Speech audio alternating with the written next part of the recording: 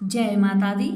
नमस्कार दोस्तों, स्वागत है आप सभी का हमारे YouTube चैनल लक्ष्मी शर्मा की कहानियां पर।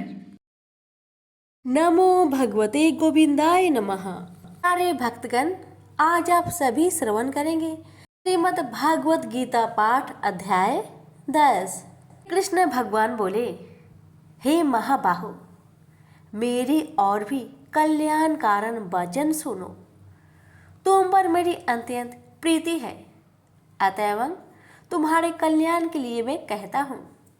मेरी उत्पत्ति का हाल न तो देवता ही जानते हैं और न महर्षि लोग। मैं ही देवों और महर्षियों का आदि कारण हूँ। जो मुझे अन जन्म अन आदि और सब लोगों का ईश्वर मानते हैं, वे सब मोह रहित हैं। उनके पाप नष्ट हो जाते हैं। बुद्धिमान, क्षमा, सत्य, दंभ, सम, सुख, दुख, जन्म मरण, भय अभय, अहिंसा, ममता, संताप, तप, दान, यश, अपयश इत्यादि जो अनेक प्रकार के भाव हैं, वे सब मुझसे उत्पन्न होते हैं। 7 महर्षि और उनसे पहले 4 मनुष्य मेरे मन से उत्पन्न हुए। जो मनुष्य मेरी इस विभूति को भली भांति जानते हैं, वे निश्चय योग से सिद्ध होते हैं। इसमें संदेह नहीं। यह जानकर कि मैं ही सबको उत्पन्न करता हूँ और मुझी से सबकी प्रवृत्ति होती है। विवेकी प्राणी मेरी उपासना करते हैं। वे मुझी में चित्त और प्राण को लगाकर एक दूसरे को समझाते हुए भजन करते तथा सदा संतुष्ट और सुखी रहते हैं। चित्त को सावधान करके प्रीति पूर्वक भजन करने वाले को मैं ऐसा बुद्धि योग देता हूँ जिससे वे मुझे प्राप्त कर लेते हैं। उन पर अनुग्रह करके मैं उनकी बुद्धि में स्थित हो देदीप्यमान ज्ञान देता हूँ। अर्जुन ने कहा, आप परम ब्रह्मा हो, परम धाम हो, परम मित्र, अचल और दिव्य पुरुष हो, आदि देव हो, अनजन्मा हो, सन्यासी हो। तुमको सब ऋषि, देव ऋषि नारद, अमित, देवज्ञ और व्यास भी ऐसा कह गए और स्वयं में वह तुम भी कह रहे हो।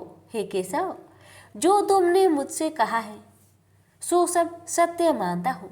हे भगवान, देवता और दानव इन दोनों ने ही तुम्हारे रूप को नहीं जाना है। सब चीजों की उत्पन्न करने वाले भूतेश, हे देव, हे जगतपते, हे पुरुषोत्तम, आप स्वयं ही अपने को जानते हैं। अतः आप अपनी गत दिव्य विभूतियों का हाल पूर्णतया वर्णन कीजिए, जिनके द्वारा आप इन सब लोकों में व्याप्त हो रहे हैं। चिंतन करता हुआ भी मैं आपको किस प्रकार से जान सकता हूँ? आपका ध्यान किन किन भावों से करना उचित है? हे जनार्दन, कृपया अपनी माया और विभूतियों को विस्तार से कहिए। अमृत रूपी आपकी इस वाणी को सुनने से मेरा मन तृप्त नहीं होता। श्री कृष्ण बोले, मेरा विस्तार तो अनंत है, तो भी मुख्य मुख्य विभूतियों को मैं तुम्हें सुनाता हूँ। गुणकेश, समस्त भूतों के अंत कारण में रहने वाला आत्मा मैं ही हूँ। मैं ही उनका आदि मध्य अंत हूँ। मैं ही आदित्य में विष्णु, प्रकाश को मैं अनेक किरणों से भूषित सूर्य, मरुद गणों में मरीच, नक्षत्रों में चंद्रमा मैं ही हूँ। मैं वेदों में सामवेद, देवों में विष्णु, इंद्रियों में मन और धृत मात्र में चैतन्य मैं ही हूँ। रुद्रों में शिव, यज्ञों में कुबेर, अष्ट वस्तुओं में अग्नि और पर्वतों में सेमरु मैं ही हूँ। हे पार्थ, पुरोहितों में बृहस्पति, सेनापतियों में स्कंद और जलाशयों में समुद्र मैं ही हूँ।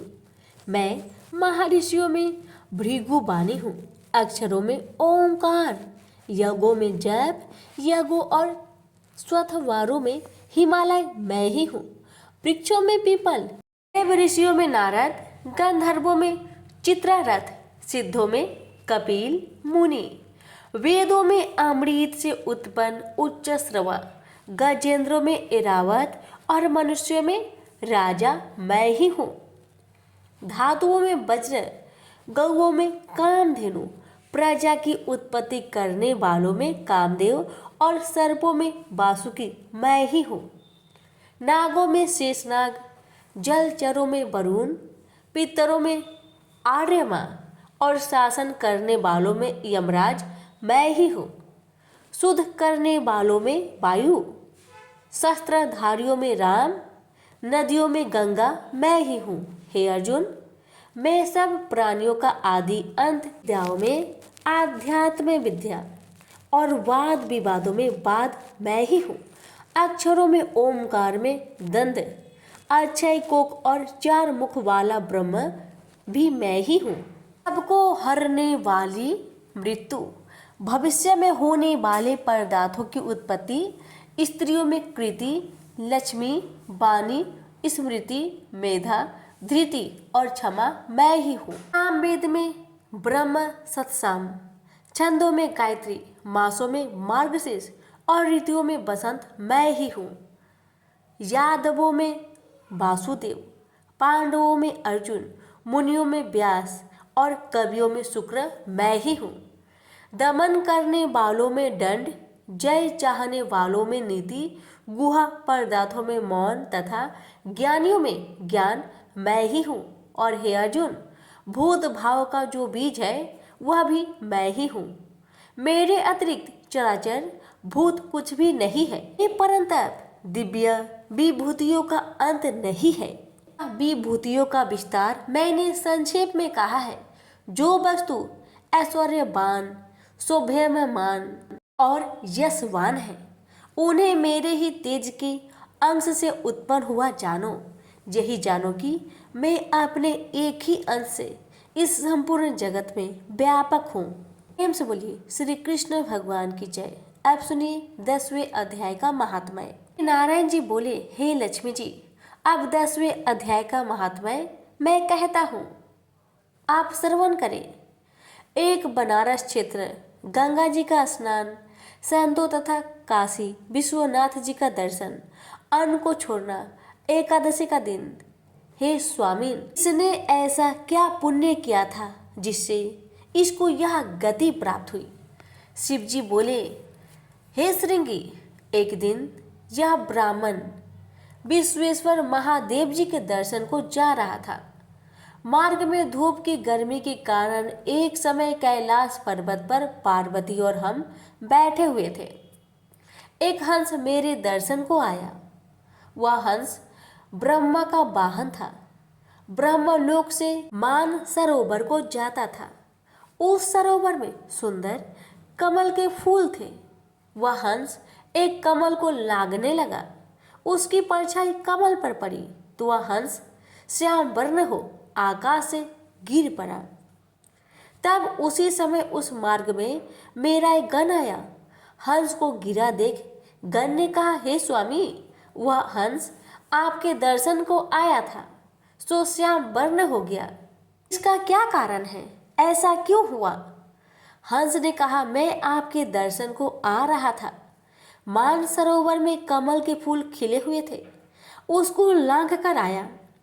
उससे मेरी देह श्याम वर्ण हो गई और आकाश से गिर पड़ा। कारण जानता नहीं क्या हुआ। यह सुन शिव जी हंसे। तब आकाशवाणी हुई कि हे शंभु जी, कमलनी से पूछो, वह कहेगी। कमलनी ने कहा, मैं पूर्व जन्म में पद्मावती नामक अप्सरा थी। उस समय एक ब्राह्मण गंगा के किनारे स्नान कर गीता जी के 10वें अध्याय का पाठ किया करता था। एक दिन इंद्र का सिंहासन हिला। तब इंद्र ने मुझे आज्ञा दी कि तू जाकर उस ब्राह्मण की तपस्या भंग कर। आज्ञा पाकर मैं उस ब्रीप के पास गई। उस ब्रीप ने मुझे श्राप देकर कहा, अरे पापिनी, तू कमलनी हो जा। उसी समय मैं कमलनी हो गई। तभी से मैं गीता जी के 10वें अध्याय का पाठ करती हूँ। उसी से मेरा यह तेज है कि मुझको लांघने वाला काला होकर अचेत हो जाता है। हंस ने कहा, मेरा यह श्याम वर्ण कैसे श्वेत होगा और तू इस कमल देह से छूटकर कैसे देव देही पाई? तब कमलनी बोली, जब कोई श्री गीता जी के 10वें अध्याय का पाठ सुनाएगा उद्धार होगा। तब एक ब्राह्मण ने सरोवर में स्नान कर गीता जी के 10वें अध्याय का पाठ किया। उसे हंस ने और कमलनी ने सुना, तब उसका उद्धार हुआ। प्रेम से बोलिए लक्ष्मी नारायण की जय, उमापति शंकर भगवान की जय।